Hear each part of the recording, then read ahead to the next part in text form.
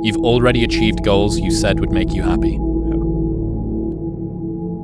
You've already achieved goals you said would make you happy.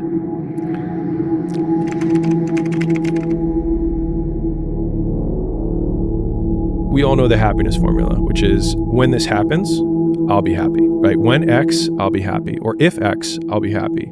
We were talking earlier about anticipation being kind of the hot button on pleasure. Yep. I feel like the hot button on joy for me is what I'm doing right now. So like I haven't done the event yet, right? I haven't given the presentation. But when I'm in the Rocky cutscene of beating, I'm not gonna say beating the cow carcass, I'll say that. That when I'm putting that work in and doing the reps, like that's when I'm actually my most in flow and enjoying myself the most. And so it's actually a lie that I've been telling myself that like once the presentation goes well, I'll feel good. Because in some ways now I feel like when the presentation happens, I'll be disappointed because I won't get to do this anymore. Yeah. I'll have to find something else to pick as a target so that I can get back into my Rocky cutscene. And so I think that has taken some time, and I've gotten better at it. I really do think I've gotten a lot better at it.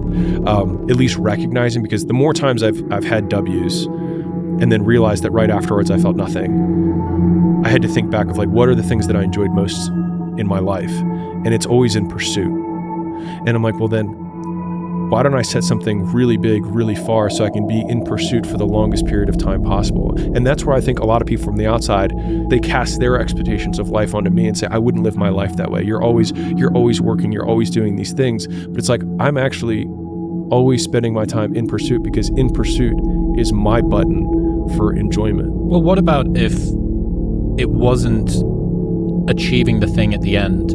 If the reason that you set yourself goals is exclusively to motivate yourself to enjoy the route toward those goals. And I know that it's not the destination, it's the journey is kind of cliche. Yeah. And I think this is slightly subtly different, which is that it's actually about setting the destination. Without the destination, you wouldn't do the journey. Yeah. Like the way that you set goals and then achieve them, and the dopamine and the trigger that you get, I often think about the balance between like serotonin Chris and dopamine Chris. And I don't even know the difference between those. It's like, am I feeling sort of lovey and present and wanting to connect with people, or am I driving toward a thing because I have a goal that's in front of me? And I'm very sort of dopamine Chris a lot of the time. But I genuinely think that if you remind yourself, these are the golden years. Yeah. Like this right now, when you look back, these will be the golden years, right? When I had my health, I had my full mental capacity, I had control of my bladder, I had all of the money that I needed to do the things that I wanted, to crush it with my friends, to fly around America and film these podcasts, or to launch this book that I spend all of this time on. And you can even see it in the micro. You can even see it when you look back on stuff that you've done in your day-to-day business, or what you did at university.